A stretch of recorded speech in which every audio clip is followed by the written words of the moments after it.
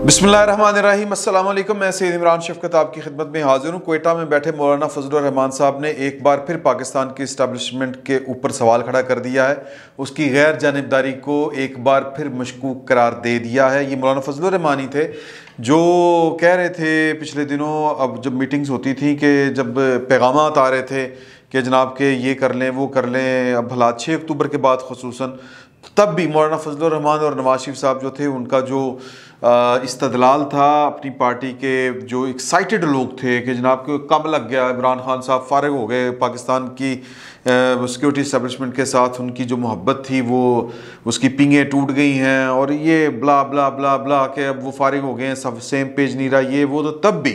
मौलाना फजलुर रहमान और जनाब नवाज शरीफ साहब, ये दो वो लीडर थे जो कह रहे थे कि हमें पाकिस्तान की सिक्योरिटी इस्टेब्लिशमेंट की गैर जानिबदारी को बड़ी तसल्ली से परखना होगा कि आया वो सज्जी दिखा के खब्बी तो नहीं मार रहे, 6 अक्टूबर के बाद जो भी मामला चले हैं कहीं वो नूरा कुश्ती तो नहीं है। तो आज मौलाना फजलुर रहमान साहब ने जो कल की डेवलपमेंट थी उसके ऊपर सवालिया निशान खड़ा कर दिया है और अगर मैं ये कहूँ कि एक इल्ज़ाम नए सिरे से लगा दिया है। मैं कोट अनकोट उनकी बात पर जाता हूँ कि हमें कहा गया कि हम गैर जानिबदार हैं और बड़े लेवल से मुराद जो उनका इशारा था वो जाहिर है कि किसी न किसी इदारे के सरबराह की तरफ उनका इशारा था। तो वो कह रहे हैं कि जी कि हमने उन पर एतबार भी किया जब उन्होंने कहा कि अपनी गैर जानिबदारी को उन्होंने कहा कि हम यकीनी बनाएंगे, हम गैर जानिबदार हैं, ट्रस्ट करें आप, तो हमने उन पर एतबार किया। तो लेकिन आज फिर, अब ये कोट एंड कोट मैं बता रहा हूँ, आज फिर उनकी गैर जानिबदारी मजरूह हो रही है। वो किस सिलसिले में कह रहे थे? वो कह रहे हैं कि जी सियासी इदारे जो हैं वो जब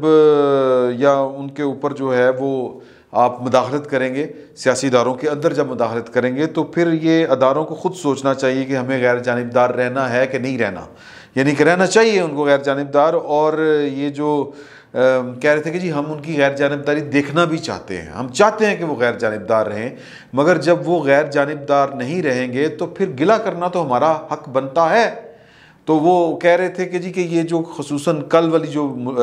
कार्रवाई डली है कि अपोजिशन ये जो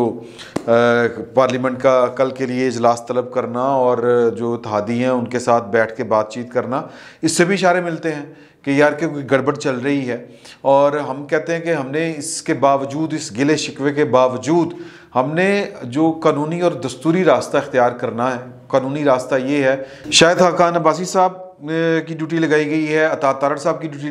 लगाई गई है, कामरान मुर्तज़ा साहब की ड्यूटी लगाई गई है कि वो कह रहे हैं कि जी कि ये एक सुप्रीम कोर्ट के लेवल के जो कानूनी माहिरीन हैं उनको बिठाएं और ऑब्ज़र्व करें या एक हमें बताएं कि क्या कानूनी रास्ता इख्तियार किया जा सकता है, सुप्रीम कोर्ट में इसको चैलेंज किया जा सकता है कि नहीं किया जा सकता। जो ये कानून साजी, उनका इशारा EVM की तरफ था बुनियादी तौर के ऊपर, और इंतखाबी इस्लाहात से मुतल्लिक जो था उसकी तरफ इशारा था कि इसको हम चैलेंज करेंगे। इवन जो चेयरमैन सेनेट कह रहा हूँ जी, चेयरमैन नैब के मुतालिक भी, ये सारी जो कानून साजी है इससे मुतालिक जो है वो मामला जो हैं वो कहते हैं कि हम सुप्रीम कोर्ट में इनको चैलेंज करेंगे। तो फिर आगे चलकर उन्होंने जब एक और बात बड़ी अहम कही, वो ये थी कि ये हुकूमत तो अक्सरियत इसके पास है नहीं, और कल तक तो जो इनके इत्तेहादी हैं वो भी इनके साथ नहीं थे, लेकिन फिर अचानक ये जो है वो एकदम से इत्तेहादी भी मान गए और हमारे पास तो इन्फॉर्मेशन है। वो कह रहे हैं कि जी के जो हुकूमती अरकान हैं और जो हुकूमत के इत्तेहादी हैं उनको सेफ़ हाउसेस में लेके जाया गया और फिर फ़ोन शून भी किए गए, राब्ते किए गए, और फिर कह लें कि आप अपोजिशन के जो अरकान हैं उनको भी फ़ोन करके कहा गया कि आप कल वाले दिन, यानी जब ये वोट होगी, वो रायशुमारी होगी, कानून साजी होगी, तो आप जो है वो अपनी हाज़िरी ज़रा उसको गैर यकीनी बनाएं, मतलब हाज़िर ना हो, और ताकि जो अक्सरियत में हुकूमत हो और इलेक्शन जीत जाए, या इलेक्शन कह रहा हूँ, ये कानून साजी जो है वो हुकूमत आसानी से कर ले। तो मौलाना फजलुर रहमान साहब ने बड़ी इस पर खुल खिला के बात की, पाकिस्तान की सिक्योरिटी इस्टेब्लिशमेंट के ऊपर तनकीद भी की, उनकी गैर जानिबदारी को भी मशकूक करार दिया। तो इसका मतलब ये है कि ये जो चीज़ें हैं बज़ाहिर लग रहा है कि अपोजिशन जो वो गड़बड़ की उसको लग रहा है कि होने जा रही है। थोड़ी सी मैंने इसके ऊपर जो इन्वेस्टिगेशन की है, जो असद कासिर साहब ने ख़त लिखा था उसमें स्टेट बैंक से मुतल्लिक जो कानून साजी है वो हुकूमत का या कह लें कि पाकिस्तान के जो अदारे हैं उनका इस वक्त सर्द दर्द बनी हुई है, दर्द सर बनी हुई है, तो उसके ऊपर ये इस वक्त काम चल रहा है। एक खबर जो लंदन से भी है वो मैं आपको बताऊंगा, लेकिन एक सहाफ़ी ने बड़ी मानी खेज़ बात की है और वो मानी खेज़ बात ये है कि उन्होंने कहा है कि जी कि हमारे पास इतलात हैं, ये मौलाना फजल रहमान से पूछा गया कि मियाँ शहबाज शरीफ साहब और मरीम नवाज साहबा की चीफ ऑफ आर्मी स्टाफ से मुलाकात हुई है। अभी आप पाकिस्तान की इस्टेब्लिशमेंट से तो गिला कर रहे थे, ये जो मुलाकात हुई है इसके बारे में आपको एतमाद में लिया गया और आप इसके ऊपर क्या कहना चाहेंगे? तो मौलाना फजल रहमान ने दो टोक अंदाज में कहा कि हमारे पास इस तरह की कोई इतला नहीं है। अब चलते हैं मौलाना फजल रहमान के जो ख़दशात हैं उनसे लंदन की तरफ। लेकिन लंदन जाने से पहले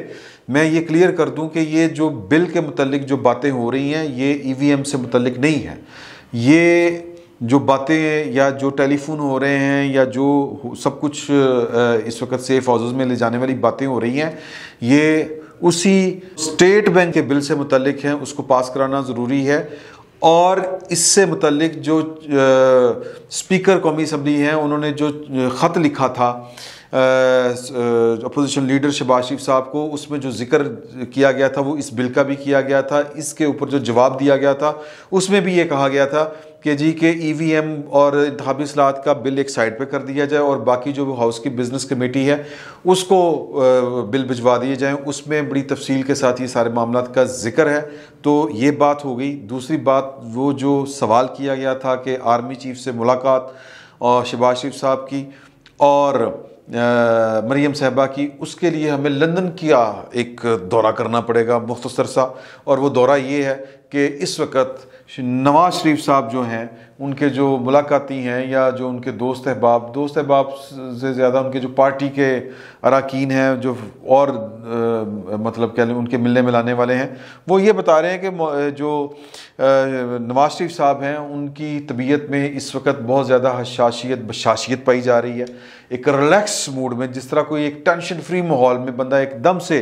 एक बहुत ज़्यादा एक असाबी तनाव से निकल कर, एक असाब शिकन माहौल से निकल कर एक रिलैक्सिंग मूड में आता है कि जिस तरह के बंदा ने कोई बाजी जीत ली हो, तो वो उस माहौल में है। बहुत खुलकर गप करते हैं, बहुत खुलकर बात करते हैं, हर तरह के सवालात को वेलकम कहते हैं। मगर जो मनसूबा बंदी और आइंदा की जो सियासत और नवाज शरीफ साहब के जो मुस्तकबिल के जो प्लान्स हैं उसके ऊपर जब सवाल किया जाता है तो उसके ऊपर वो लपशाई नहीं करते, बल्कि लिप टाइट होते हैं उनके, कोई बात नहीं करते, हंस के बात टाल देते हैं, बात थोड़ी सी शुगल मुगल में भी ले जाते हैं। और जब उनसे पूछा जाता है कि आपने पाकिस्तान वापस कब आना है, तो वो जब कहते हैं अल्लाह को मंजूर होगा तब देखते हैं, कि अभी देखते हैं, इस तरह करके वो बात टाल देते हैं। लेकिन उनके जो फैमिली के वो लोग जिनकी तरफ से इस तरह की बातें जो हैं वो सामने आती हैं, जो मुस्तकबिल से मुतल्लिक होती हैं, वो बहुत से लोगों को ये कहते हुए पाए जा रहे हैं कि जी के दिसंबर में मियाँ साहब जो हैं वो मुमकिन है कि वापसी का सोचें या वापस चले जाएँ। तो अब इसको आप जोड़ें वो जो इस वक्त पाकिस्तान में सीन चल रहा है और जो सवाल मरीम साहबा और शहबाज शरीफ साहब से मुतल्लिक, आर्मी चीफ की मुलाकात से मुतल्लिक जो सवाल किया गया था, अब नवाज शरीफ साहब की जो पुरसकून हालत है उसके ऊपर चले जाएं तो आपको सारी बातें क्लियर होना शुरू हो जाएंगी। और मैंने पता किया था अभी थोड़ी देर पहले मुस्लिम लीग नून के अंदर के हालात जानने के लिए कि नून लीग में मियाँ साहब की तैयारी के हवाले से, वापसी के हवाले से कुछ टास्क होते हैं ना कि वो दे दिए जाते हैं कि जी कि जब वापस आएंगे तो क्या होगा, ये होगा, वो होगा, क्या करना है, किसनी तैयारी करनी है, कहाँ पे लैंडिंग होनी है। तो इस तरह की अभी तक तैयारी की बात वहाँ पर कोई नहीं है, यानी तंजीमी सतह के ऊपर कि मियाँ साहब ने वापस आने का फ़ैसला कर लिया अंदरूने खाना सही, लेकिन अंदर खाते खामोशी के साथ गुप्त जो कहते हैं खुफिया जो है वो तैयारी के जनाब इस्तकबाल की तैयारी, कौन से एयरपोर्ट पे लैंड करना है और किस तरह करके जनाब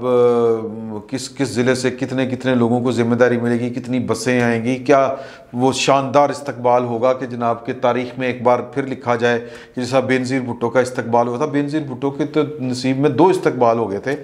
एक वो अक्टूबर वाला हो गया था 16 अक्टूबर को गालबन, या 17 अक्टूबर वाला जो कराची में हुआ था, और उससे पहले वो लाहौर में आई थी वो ज़ियाउल हक के दौर में।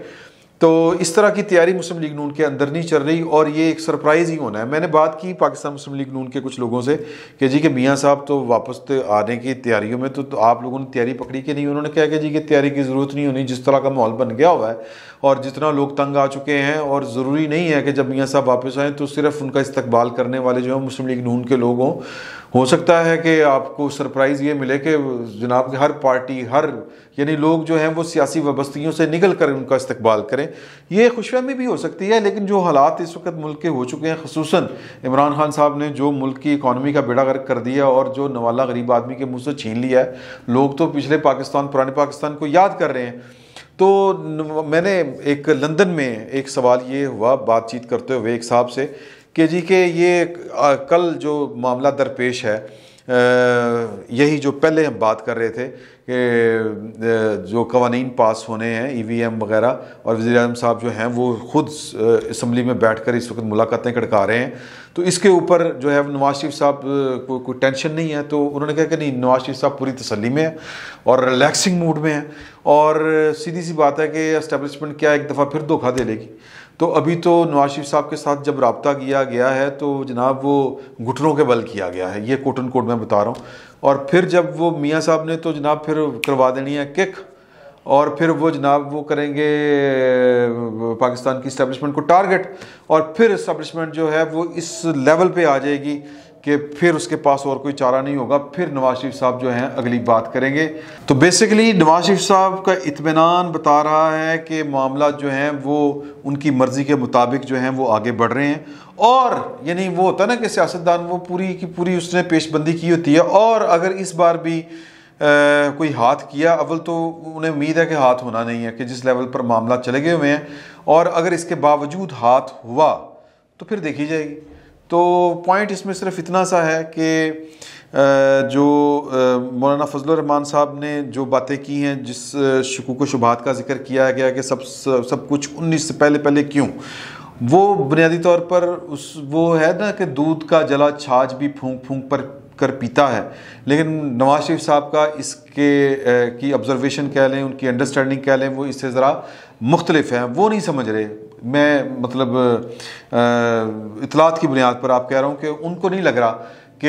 एस्टेब्लिशमेंट इस वक्त या इस बार उनसे कोई हाथ करेगी। अगर बिलफर्ज वो कहते हैं कि अगर हम सोच लेते हैं कि जी कि एस्टेब्लिशमेंट कर भी लेती है एक दफ़ा फिर हमारे साथ हाथ, तो कोई बात नहीं, अगली बारी हम इससे ज़्यादा उनको टफ टाइम देंगे। तो बेसिकली वो कहते हैं कि जी कि सिर्फ 2 दफ़ा जो है वो नवाज शरीफ साहब ने नाम ले के चीज़ों को टारगेट किया था, अदारों को या अफराद को, तो वो बर्दाश्त नहीं हो सका। तो फिर अगली बारी जो है वो हमने कट नहीं करनी, वो हम जो है वो जिसका जो किरदार, जो रवैया है और जो जिम्मेदारी अदारों की थी वो नहीं की गई, वो सारी चीज़ें जो हैं वो पूरा नाम लेके और फिर उन्हीं के ख़िलाफ़ बराह रास्त जो है वो जिद्दोजहद होगी। तो पॉइंट इसमें ये है, जो ख़बर बनती है या जो नुक्ता है वो ये है कि नवाज शरीफ तसल्ली में है, उनको पता है कि कौन सी चाल किस वक्त चलनी है, उनको पता है कि कौन क्या कर सकता है, किसकी कितनी बिसात है, कौन किस हद तक जा सकता है, ये वो तसलियाँ करके बैठे हुए हैं और पूरे इत्मीनान के साथ बैठे हुए हैं। और ये जो मरीम साहबा और शहबाज शरीफ साहब की जो मुलाकात की इस वक्त ख़बरें फैली हुई हैं आर्मी चीफ़ के साथ, ये मुलाकात कोई बैद नहीं है कि हो चुकी हो, क्योंकि शहबाज शरीफ साहब जो हैं वो माजी में भी कियानी साहब से रातों को जाकर के मुलाकातें करते रहे। तो पाकिस्तान की सियासत जो है वो 20 अक्टूबर के बाद जो है, जिस तरह मौलाना फजलुर रहमान साहब की गुफ्तगू से भी हमें अंदाज़ा होता है कि 19 नवंबर का खुसूसन वो जिक्र कर रहे हैं, तो 19 के बाद या 20 के बाद पाकिस्तान की सियासत जो है वो एक नया रंग, एक नया रुख इख्तियार करेगी, जिसका इदराक जो है वो मेरा ख्याल अगर सबसे ज़्यादा है तो वो ख़ुद नवाज शरीफ साहब को है, क्योंकि उनके मामला कहीं ना कहीं पर ठीक जा रहे हैं। फिर वक्त इतना ही, बहुत बहुत शुक्रिया आपका।